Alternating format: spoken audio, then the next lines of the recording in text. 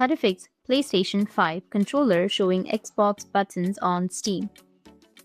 So if you want to fix your PlayStation 5 controller showing Xbox buttons on Steam, then what you need to do is first, I want you to open your Steam client on your PC and make sure it's up to date and you're signed in to your account. Next, you need to click on your library section, which will be in the top left. This is where all your games will show up. Now, find the specific game that you're having trouble with.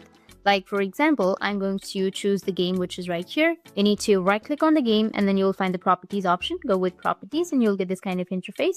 Then you need to just simply go with the controller tab and you will see a section over here.